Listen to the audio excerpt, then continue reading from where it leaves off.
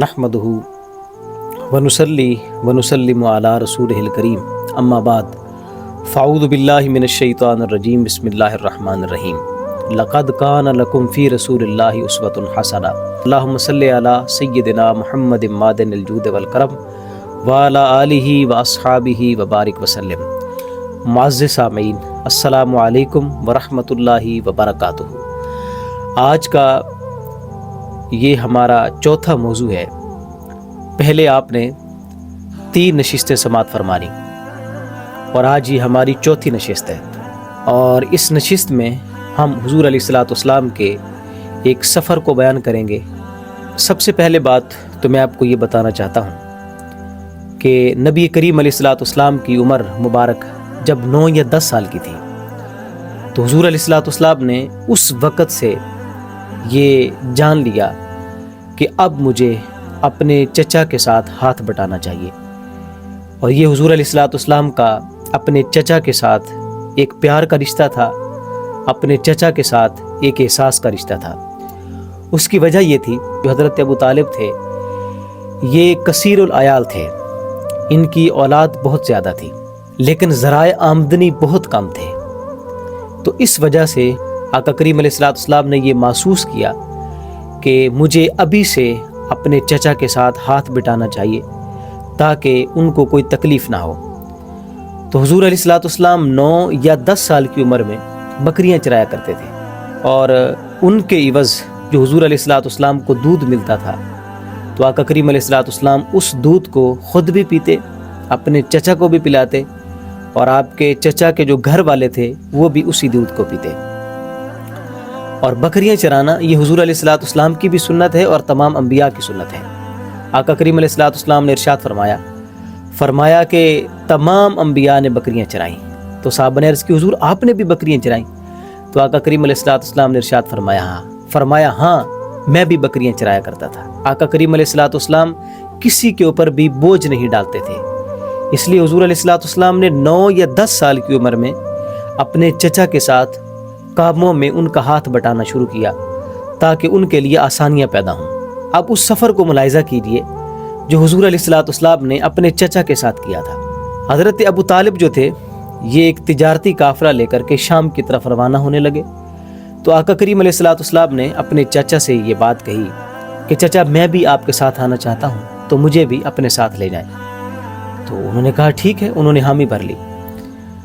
अब ये काफ़िला चलता गया, एक मकाम आया जहाँ पे एक ईसाई राहिब जिसका नाम बहेरा था वो वहाँ पे रहता था। तो उस ईसाई राहिब ने छत पे खड़े होकर देखा कि काफ़िले के साथ एक जवान है और उसके ऊपर बादल ने साया किया हुआ है।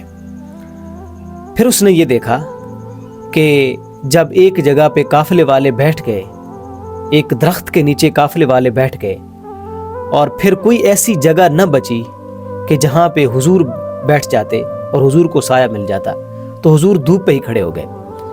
तो उस ईसाई ने यह मुलाहिज़ा किया कि जब वो धूप पे खड़े थे तो दरख्त ने उनकी तरफ झुकाव किया और साया उनके ऊपर कर दिया।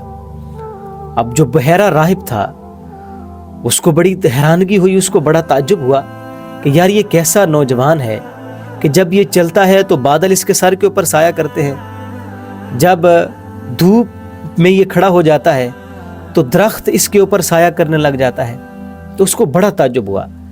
तो वो काफ़िले वालों के पास गया और उन्हें कहने लगा रात का खाना आप हमारे साथ खाइए। तो उनको बड़ी हैरानगी हुई। वो कहने लगे कि ए राहिब, हम पहले भी यहाँ से गुज़रते हैं, कई दफ़ा हम यहाँ से गुज़रे हैं, लेकिन तुमने कभी भी हमारी तरफ आँख उठा के नहीं देखा, तुमने कभी हमसे बात करना भी गवारा नहीं की, और आज ऐसा क्या हुआ कि तू हमारे लिए खाने पीने का बंदोबस्त कर रहा है, तू हमारी दावत कर रहा है। तो उसने कहा नहीं छोड़ो, ऐसी बात नहीं है, तुम हमारे मेहमान हो, तो मेहमानों की खिदमत करना तो ये हमारा फ़र्ज़ है। तो उन्होंने कहा ठीक है। जब खाना पक गया तो वो सारे काफ़िले वाले उसके पास आए। अब वो आस पास ये देख रहा है कि वो नौजवान मुझे नज़र आए। उसने देखा कि वो जवान नहीं आया, तो उसने उन काफ़िले वालों से कहा कि तुम में कोई बंदा कम लगता है, तुम्हारे बंदे पूरे नहीं लगते मुझे। تو انہوں نے کہا ہاں واقعی ایک نوجوان ہے ہمارا، تو وہ ہم نے اونٹوں کی رکھوالی کے لیے اور اپنے خیموں کی رکھوالی کے لیے وہاں پہ کھڑا کیا ہے۔ تو اس نے کہا کہ نہیں، تم سب کو بلا کے لاؤ۔ بزرگ فرمایا کرتے تھے، اس نے کہا کہ یہ کیسی بارات ہے جو بغیر دولہے کے یہاں پہ آ گئی ہے۔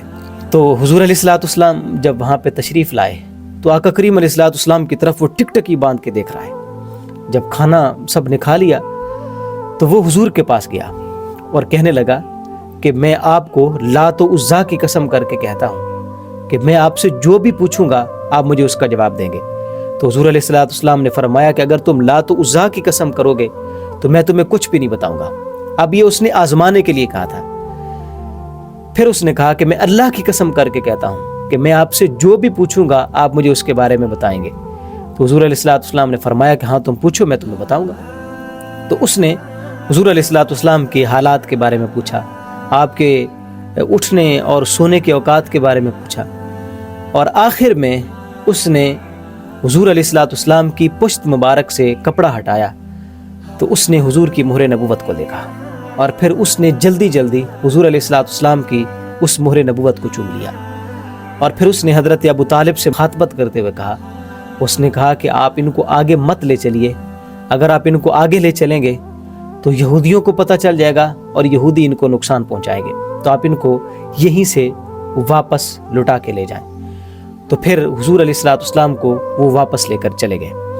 اب اس واقعے سے ہمیں پتہ کیا چلتا ہے کہ نبی رحمت صلی اللہ تعالیٰ علیہ وسلم کو اللہ تبارک و تعالیٰ نے یہ معجزہ عطا فرمایا تھا کہ آقا کریم علیہ الصلوۃ والسلام جب چلا کرتے تھے تو بادل آپ کے سر کے اوپر سایہ کرتے تھے، اور آقا کریم علیہ الصلوۃ والسلام دھوپ پہ کھڑے ہوتے ہیں تو درخت حضور کے اوپر سایہ کر دیتا ہے۔